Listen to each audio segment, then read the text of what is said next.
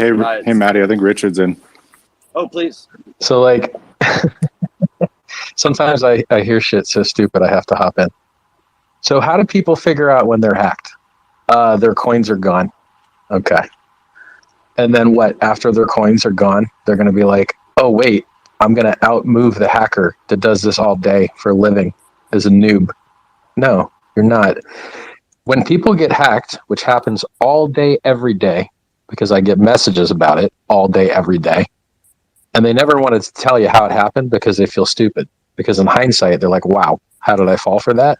So almost none of these guys that gets hacked will tell you how it happened. But if you beat it out of them, you're like, wow, that was stupid, huh? So the idea, like right now, everything in HEX kind of accidentally worked out awesome. So, pre-big payday, I'd never anticipated people emergency end staking to get lower share rates before the big payday, but they did that, and a lot of people were happy that they did. And I never anticipated so many people getting hacked. And then we see these emergency end stakes that nuke the share, pay all the honest stakers, and deprive the hacker of future resources because we got lucky.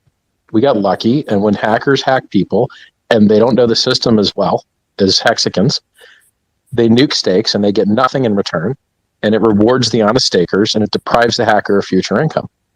If instead the shares, the stakes were tradable, the hacker would get all of the benefit. And from what we've seen with these hackers, they usually dump it all on the market. And so I can tell you for a fact that you are not going to save any noobs from hackers by paying the hackers more, by making sure they get more when they liquidate what they've hacked. Do you understand? Absolutely. Thank you, Richard, for chiming in. Really appreciate it. My pleasure. Now, there's another thing here.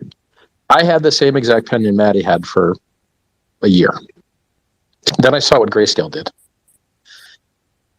It could be the case that encapsulated stakes do what Grayscale did and just cause a lot of HEX to get locked up on layer one. But it's not totally knowable because you don't know. So like for a new guy, does he want the optionality plus smart contract risk plus can't keep his weak hands not weak, plus if it gets hacked you lose more, plus there's probably a fee involved, plus there's the chance that there's not as liquid a market for his thing, because his thing, it would be like a bond and it really pays out in the liquid thing later, and then you've got this other class of tier of abstracted thing. Like for instance, right now, is a Grayscale Bitcoin worth as much as a normal Bitcoin? No, they're 27% less valuable, even though Grayscale has all of the Bitcoin.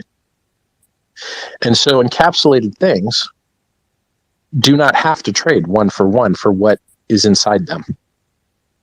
As proof, Grayscale.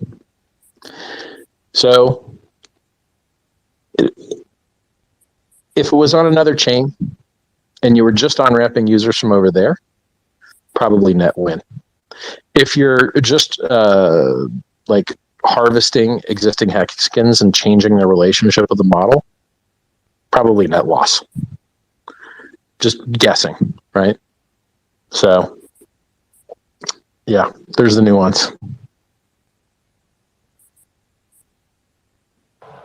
Thank you. By the way, Maddie, I've been listening to you this whole time. I tweeted about your tip on the clips, and everyone says they suck. I don't know. I've never seen one in real life yet, but I tweeted it. I did it, and congrats on the 600 cards handed out and the 2.2 average people pitched, and awesome stuff, man. And I like those two perspectives that I got from you guys. I love it when I hear awesome new perspectives from the Hexicans because I learned from you guys, right? Like I did not have previously in my head the yourself as a counterparty risk and the meritocracy of distribution of money to those that can best handle it. I like those two ideas a lot. So it's been a great live stream. And I'm just kind of idling here, one, because I like to listen, and two, I also figure Twitter just shills you more users because I'm listening. Just my assumption. I appreciate that. Do you think it's the case? Do you think you actually get more users when I'm idling in here? Without a doubt, absolutely. yes. Okay. You pumped the room up to over 500. Nice. We were well below 200 earlier. Yeah. But Richard, could I ask, do you have any thoughts for the discussion coming up, or are you kind of keeping that on its own level? Well, I mean, if you guys want to pick apart his arguments in private so that he doesn't see it, so that you're not helping him prep, that's useful. You know, he does have a lot of other debates that he's done with people and recent. So he did one with the Celsius founder, Mashinsky. He did one with Scaramucci. You know, he's done quite a few of these recently. I saw you were doing your research with the Joe Rogan, right? You were watching, somebody referenced your post with Joe Rogan, watching something on gold. So obviously you're well preparing yourself. Well, the problem is I just am averse to listening to him because I've already heard him so many times that I don't really want to see if I missed any of his pitches, you know? And the other thing is, it's like, I don't think being responsive is the right way to win a debate. So, you know, the right way to win a debate is to stay on the points that are, you know, do you like losing money? Okay, well, go look at the chart. The chart says that, you know, people have not made money versus inflation with gold. Like it was more valuable in the 80s than it was now, inflation adjusted. So you would have bought more with your gold then than you could buy now. Well, it's dumb. Like everything else in crypto went to the moon, stocks went to the moon, houses went to the moon, everything went to the moon, except this rock. It's not mooning. And if it didn't moon when they, you know, printed all of the world's money and dropped it out of helicopters, like when might it? It's just, you know, my wristwatches have appreciated vastly. Every single one of my wristwatches has outperformed gold. It's hilarious to me. So I've got some other, like, I don't want to share. I don't know if he's got his little minions hiding amongst us. So I'm willing to delay you guys enjoying my awesome arguments until you get to hear them in a couple days.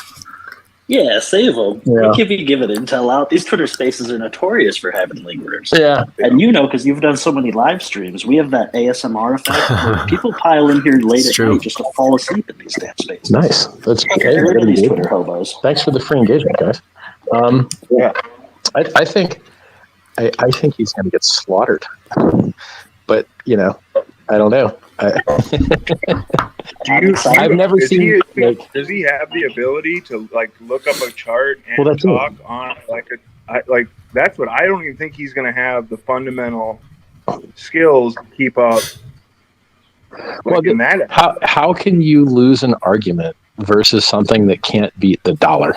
It's just like, do you buy this to make money? Okay, well, you don't make money with it. It sucks. You're like, oh, well then, I mean, how much farther do you want to talk about this? Like, I mean, it's like having a loser employee that can never show up to time on work and does a terrible job, and he does it for 20 years, and he's always like, nah, man, I'm going to do better next time. You're like, no, you had like 50 years to do better. You didn't. It's over now. Like, that's it. No more chances. You can't get like. Hey, Richard. Yeah, good. Oh, sorry. Do you think that Peter Schiff sees any value at all in blockchain? Yes, it is what. So, you know, if Peter wasn't making fun of crypto, how much press do you think he would get? So if Peter analyzes his ability to get free media or any media, it is basically totally dependent on him savaging crypto.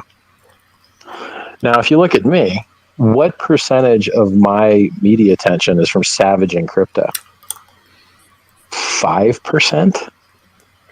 Like I say, Bitcoin doesn't. You know, we've got things that are better than Bitcoin now. That's maybe 5% of my tweets and my like image and what people follow me for.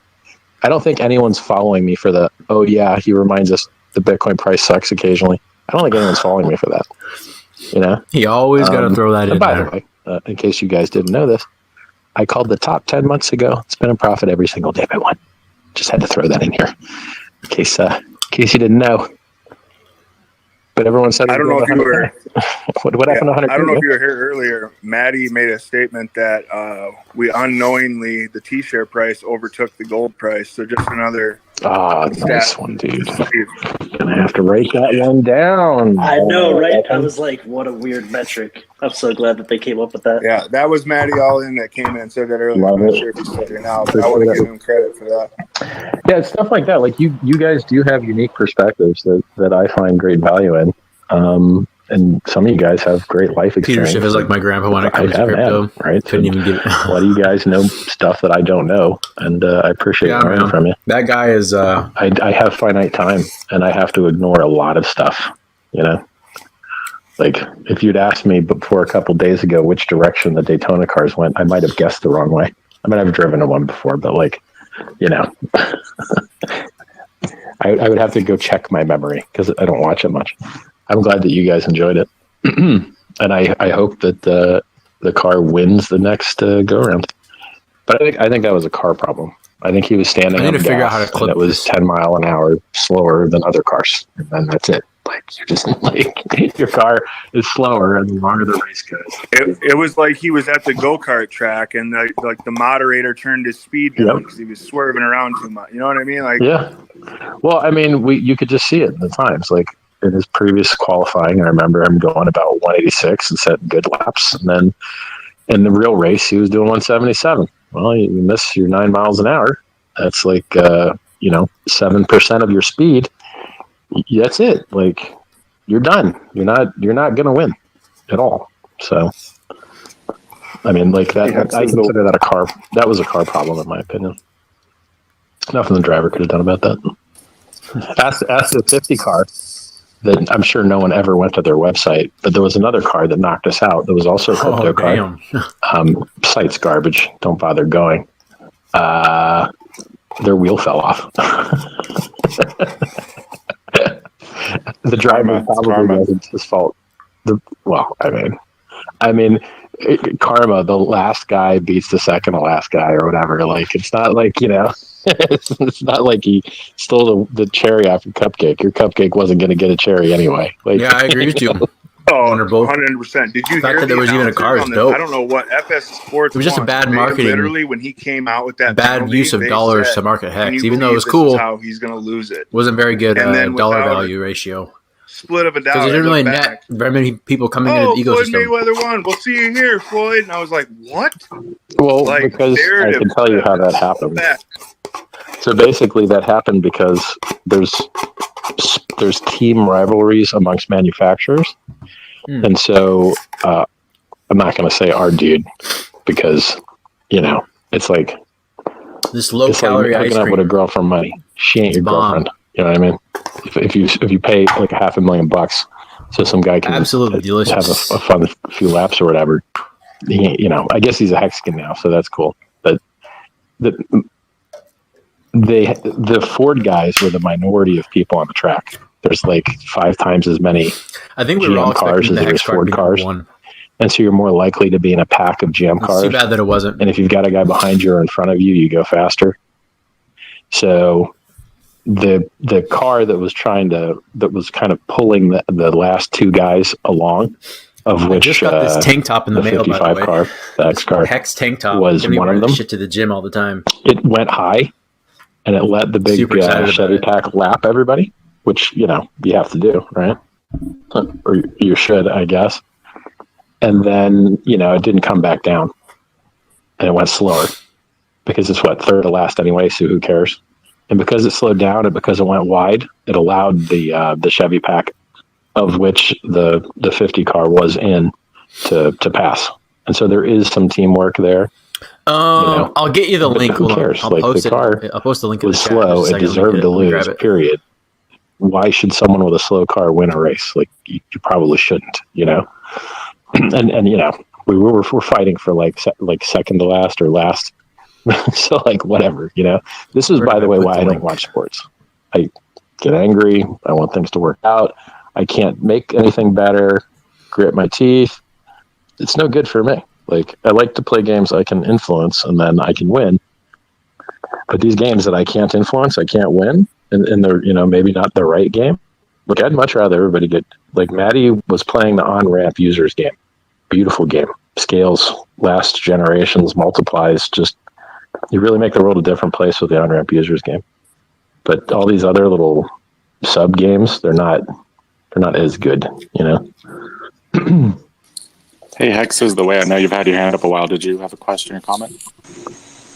I'm sure. Hey, Richard Hart, great that you stopped into the spaces. We've been holding these for like 24/7 ever since you started almost, which was it was a great thing that you did because a lot of new people pop into our spaces. I had an idea since the sacrifice has become so popular as a means of whatever. What if we had a sacrifice after the Pulse X sacrifice for HEX on Pulse Chain, and you could have a bonding curve for getting some Pulse Chain HEX by sacrificing to a certain address that we would have no expectations from. I think we've got enough coins. So we've got HEX on Ethereum. We've got HEX on Pulse Chain. We've got Pulse X on Pulse Chain. We've got the incentive token on Pulse Chain. Where did I put that link, man? I think that's enough coins because, like, if you look at it from a holistic perspective, what do you really need? You need a consensus network. All right, we got that. You need value storage, HEX. You need trading. All right, Pulse X. Anonymity. That's already kind of like done, right? So, the contracts all come over. So if someone has an extra Tornado Cash front end to point over, or we already have one for like HexNado, but just no one uses it. So that's what you care about. You care about censorship resistance, value storage, network effect, on-ramping new projects, more stickiness, things like that. But most of those projects are going to be terrible. So, like, I think the majority of projects that will launch on Pulse Chain will be absolutely horrible. You'll be lucky if you get some good ones. That's what Ethereum was for years. Everything was horrible, and eventually it got good. Trying to find the link for this. I guess maybe you just skip to the good stuff a little earlier because we know what the good stuff is. So, like, known working good copies are already going to be good, I guess. But a lot of these new projects, they're just going to be wall-to-wall rug pulls, wall-to-wall like failures with hacks and bugs. And I tweet about hacks and bugs all day, every day. They're just all the time. They're just endless. How lucky are hexagons that they haven't experienced them? How lucky are we? Because we put so much effort into it. So, like, I don't like. I worry. There's things that I hate. I try and protect people from it happening. You guys have a good experience with me, and then you'll think that you'll have that same experience with other people, and then they'll annihilate you. Or you'll have a good experience with HEX, and you'll think you'll have that experience with other things, and you'll be annihilated. And we've seen this over and over and over again. Every single new product that has pitched to hexagons has destroyed them, basically. And so your default rule for new things in crypto has to be that you're going to lose all your money on. And so, like, when am I going to, if we have value storage, we have network, we have the trading, at what point is something going to be worth the risk of the rug pull, the failure? I don't think we need more tokens. I don't think we're lacking for ROI opportunities. I don't like,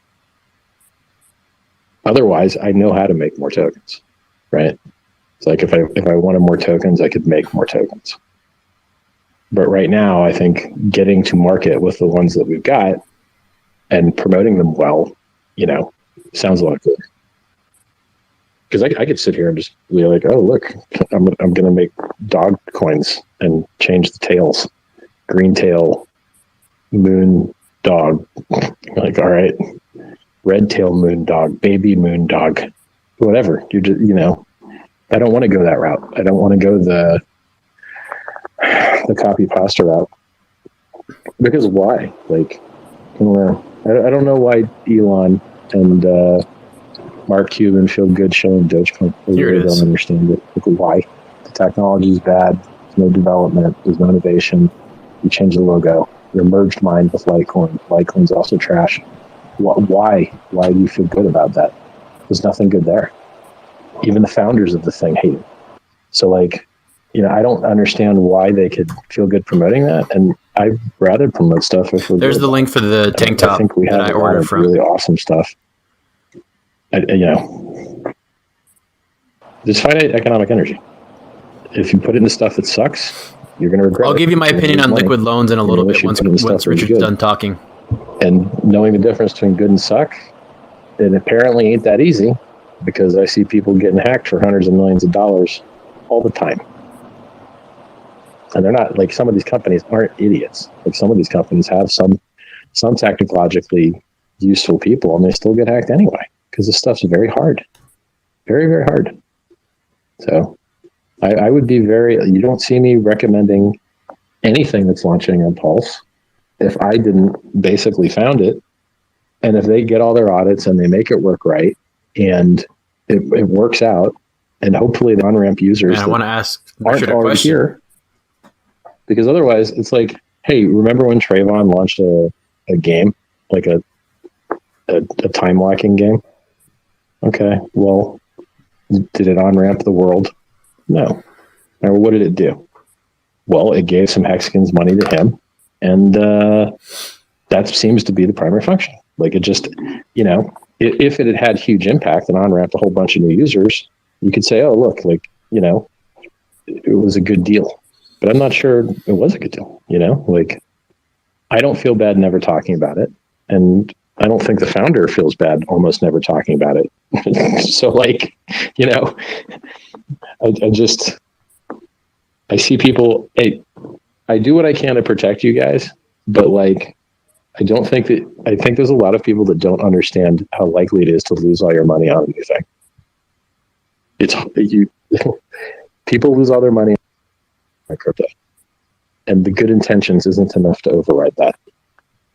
So one of the funny sayings is like, hey, I'm going to make something that sucks, but I'm a Hexican, so it has to be good. No, that's not how it works. Just because you're a Hexican and you love Hex, or you like me, it doesn't mean the thing that you're going to make is good. The thing that you make has to have a bunch of very specific properties, and you have to... No, this is on Twitter Spaces. I don't know if luck is a thing, because I just keep getting lucky over and over and over again, so maybe it's not luck. Maybe it's skill and preparation meeting, I guess. If you were to say, hey, Richard, a new project's launching on Pulse, what's the chance it has, like, a critical vulnerability? I'm just going to guess, like, 70%, maybe 65. Gut feeling. That's how hard this stuff is. I mean, how many copies of Hex have we seen go to zero? There was one called Rex, went to zero. There was one called, what was it called? They just all mostly go to zero. And you're like, wow, see, look, an inflation bug to zero. Oh, look, another inflation bug to zero. Oh, look, you thought locking liquidity was smart. Every day a new low for a year. Probably still doing new lows. Like, you see this over and over again, and thought they were smart. They're like, yeah, I'm smart. I'm going to do better. I'm going to outperform. They're like, no, you're just going to lose everything. The founder will get rich, but you're going to lose everything. So... And we've seen it over and over and over again, right? And these are, like, one of those coins is by a guy that builds coins, right? Got rug pulled by the devs. Like, excellent. Watch, I haven't even been talking this whole time. Am I still live? No. Yeah, you're still live. You're actually Nice. killing it without getting rugged. Do you mind if we call on a couple of people that would like to talk Chorus Orca goes with the girl first. Hey, YV, why don't you take it? Thank you, guys. Hello, Richard. Nice to meet you in this space. So my question is, you're talking that people are, like, losing money on crypto. I think it's because people, they don't really know how crypto works. I don't think that I really know, like, super well, but because I jumped into the crypto, like, super when it was Prayed about last year, like October. Okay. Yeah, I've heard about you. I've watched a lot of your videos and stuff. And what I've noticed onboarding people on HEX and telling them that it's not about trading. It's not about like trading and making money on shit coins, on useless and pointless products. But people who don't know about crypto, they actually can understand it. Yeah, they don't know what you're talking about, like inflation bug and etc. I'm talking about Russian-speaking community because I represent that community. You've ever been in the Russian Telegram chat? We have one. Yeah, yesterday I left the chat. Yeah, it never grows. It never gets It's a new not user. because it grows. It's because people who are there, like they're jumped into crypto because they can make money on that. They, I don't think they believe that we can change the world and we can go to decentralization. They are there because they make money.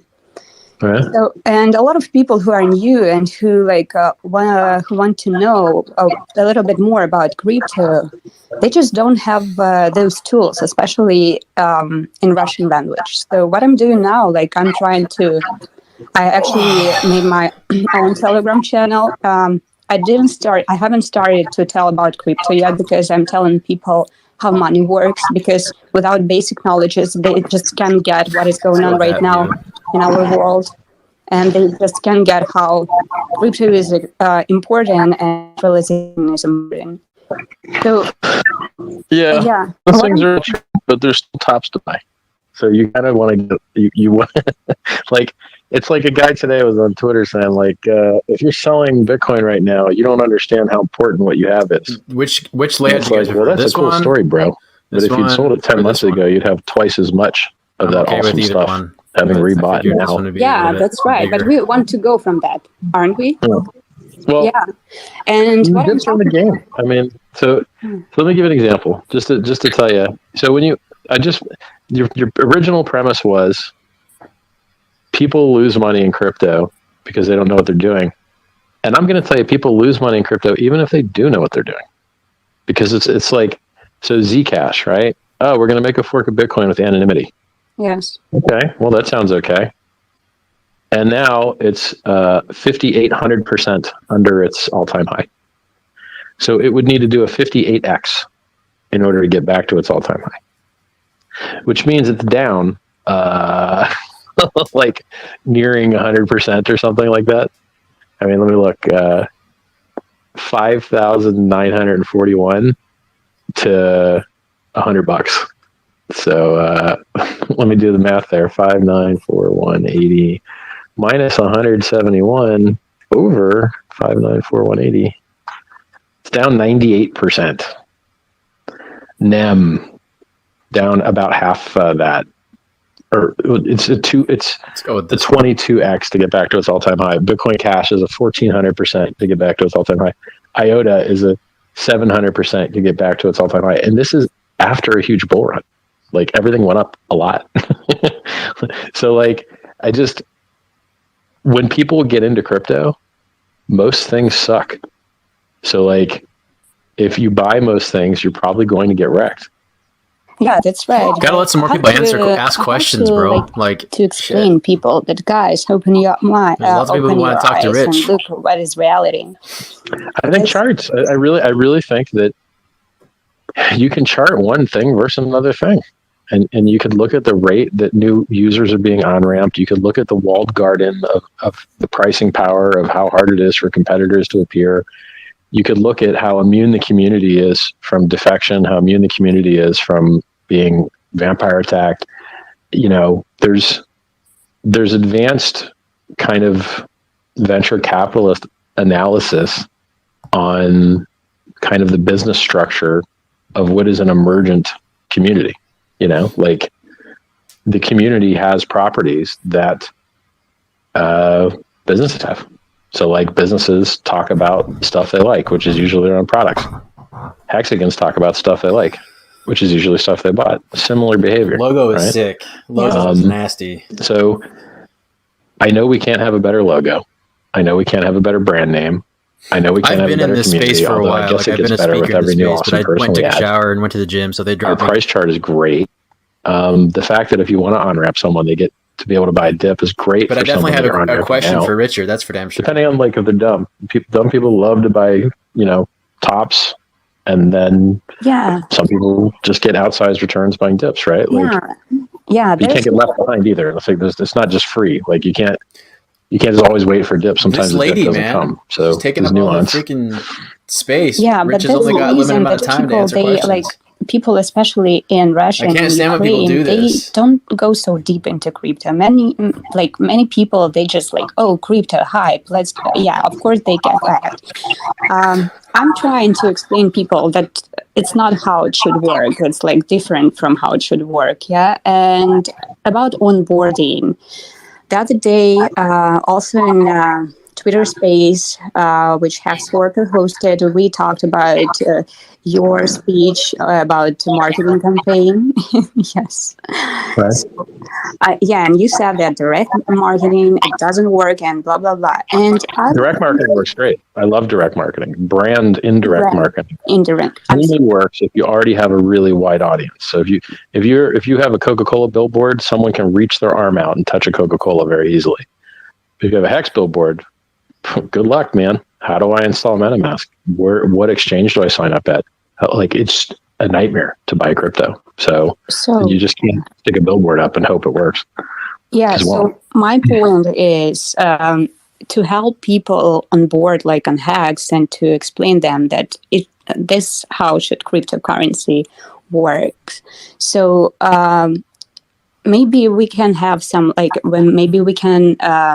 How do you see if we can make some course, like from the very beginning, what is blockchain, there's literally short video, what is 4, 5, there's 6 other people who have their hand up in this. So you're trying to mold these people right into your understanding of the world, hogging all the and your beliefs and your values. Not everyone has your beliefs and values, and that's okay. Some people will buy Pulse Chain because it's better for the environment. Some people will buy Pulse Chain because they see there's more use in the Telegram chat. Some people buy Pulse Chain because they like newer coins. Some people like Pulse Chain because they didn't like Vitalik's outfit at ETH Denver. Some people will buy Pulse Chain because it's my second coin. Like, you don't know, and are any of those reasons invalid? No, they're all acceptable reasons. And so I think that your sales pitch or onboarding would benefit greatly from seeing where that person is and what kind of person that is. So if you're talking to a libertarian about saving the environment, you're not going to get very far. They don't care. If you're talking to a hippie about mad gains, they don't care. And so if you can, you should customize your pitch to who you're speaking to, because you have positive traits for every one of these people, and they're real traits. You're just looking at the same thing through a different lens. So if you're talking to money hungry people, charts. If you're talking to, conscientious green people, better for the environment. World's largest free airdrop, help take the load off Ethereum, get them to pollute less. Like there's a bunch of different pitches. And I don't think the most compelling of those pitches is here's how blockchain works. Because if that were true, Andreas Antonopoulos would get views. That's true, man. It doesn't, because no one wants to watch that crap. Nobody wants to watch how the blockchain works. It's boring and it sucks, which is why I get a lot of views. All the guys who make weird faces get a lot of views, and Andreas doesn't get any views because no one cares about how the blockchain works. And to tell you the truth, they probably shouldn't, because it's quite similar to knowing how your keyboard works. I know how my keyboard works because I built them from scratch, but I wouldn't convince you that you should learn how to build your keyboard from scratch, because it's a huge waste of time. If someone just hands you a keyboard, you're good to go.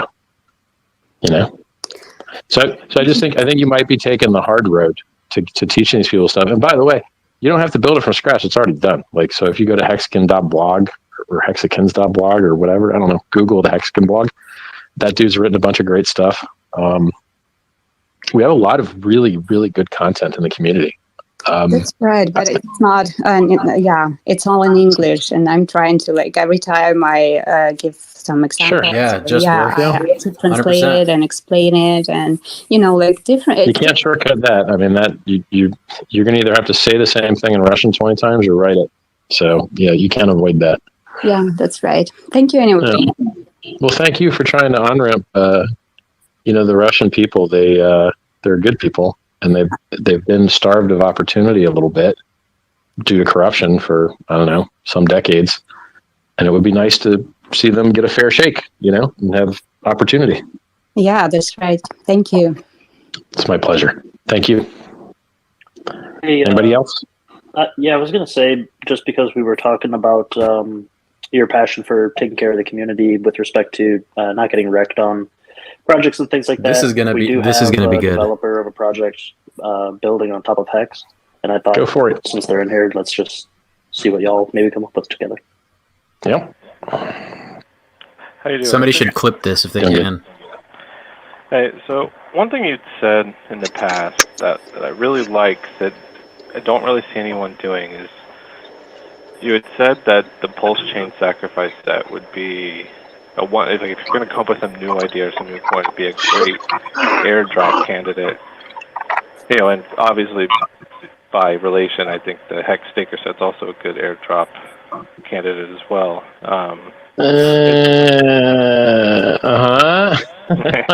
Yeah.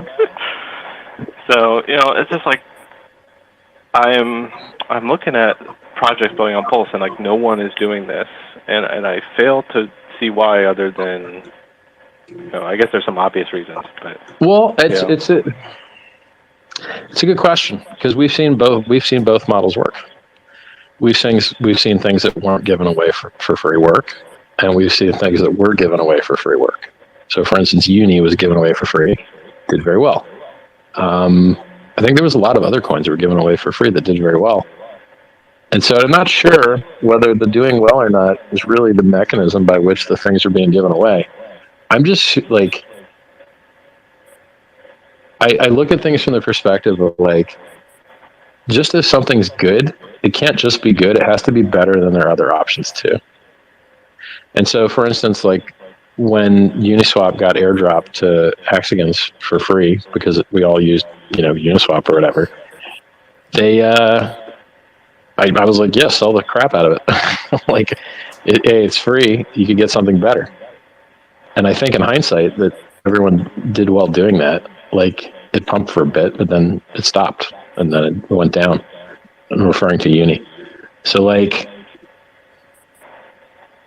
I guess I'll summarize your opinion as just like, hey, why don't we see more people giving us free stuff? And I think we'll get there, right? But the trick is to make sure that the free stuff is something that our users dump on people that aren't our users, as opposed to the other way. Does that make sense? Yeah. So I look at on-ramping new users, and it's like, hey, a new coin's being existed. Oh, cool, yeah. Is anyone going to sell HEX to buy it? Oh, well, that sounds crap, right? So, it's like where the community comes from is of vital importance. So I think part of the reason that these big airdrop coins did well is maybe because they get exchange listed, and then the noobs on exchange that have less opportunities available to them just buy it because it's new. But like if you're used to trading on Ethereum, there's a new coin every 8 minutes. But if you're on some stupid exchange in the walled garden begging for them to send you your money, a new coin listed, maybe, it's cooler there or something. So, yeah, duly noted. If people want to give free stuff to Hexicans and Pulsicans and Pulse Hexicans, cool. I will tell them to sell it. It's just, I look at the whole, none of us can know what's going to I've got some good guesses too. Yeah. I mean, I think we can all make assumptions. I have some good guesses.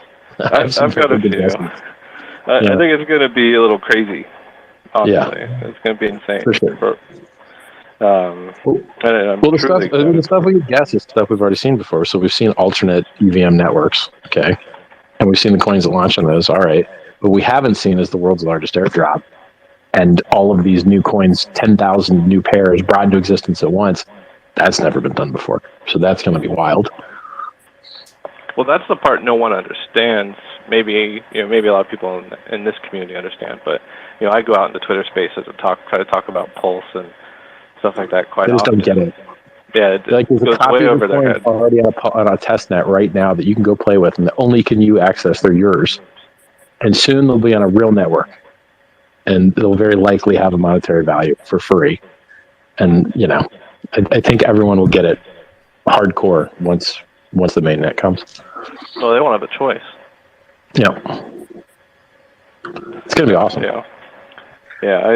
I'm excited for the future. I think there's going to be a lot of great new users coming into the space just because they don't really have a choice. But additionally, some of the things I'm working on, I think, are going to bring a lot of exposure that didn't exist before. Hopefully, Nice, dude. See what happens. Well, I mean, in the end, like, in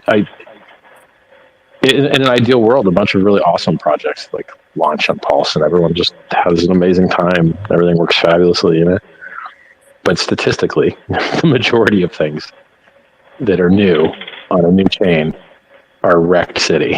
Like, you're gonna get like 1,000 dog coins each with a 30-minute time life for the pump into rug pull. Like, what is all of this? That's what I can imagine happening. Yeah, it's gonna that's the whole thing though. When you can go to Open Zeppelin and fork a contract, throw an owner's key on it, and then call it Mongoose coin, and right. It's like when it's that easy. It's so easy as Tiger could do it. So, I tend to think our community maybe, this is probably wishful thinking to some degree, but I like to think our community has some collectively highly intelligent people that may build some really interesting, cool things. For sure. Time tells, Yeah. So the trick is, we're very close. Like, we're nearly out of things to do.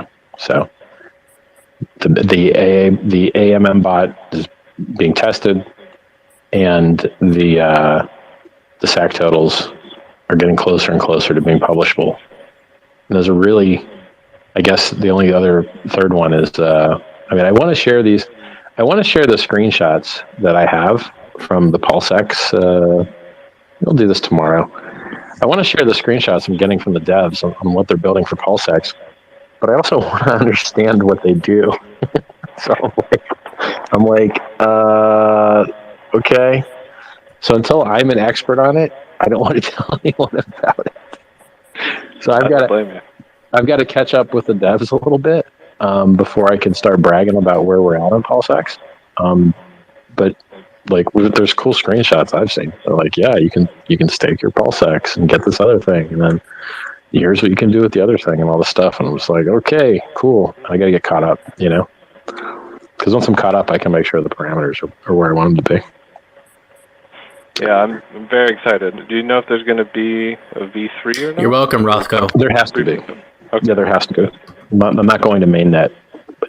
Our V3 will be as close as imaginable to mainnet. Awesome. Because that's how you get the most secure mainnet. If your V3 isn't as close as imaginable to mainnet, you're leaving open an untested surface. And what happens on untested surfaces? Things you didn't expect. So I want V3 to be as super close as possible to mainnet, so that I feel super comfortable with mainnet launching. So, like, I like having the 100% uptime braggability. I like being able to brag about it. That's definitely great bragging rights, for sure. And all right, guys, I'll take one last question and I'm heading off. If anyone's got one. I've got one. Go. And it might be a ridiculous question. Is there any difference between a dollar-backed stablecoin and an algorithmic stablecoin with regard to like Hart's Law? Well, I mean, I'll just give you the differences, and then you figure out whether it's in regards to or not. Sure. So algorithmic stablecoins usually just fail because they poorly designed the algo. Like FEI, they just failed on launch. None of the crap they thought up worked. And then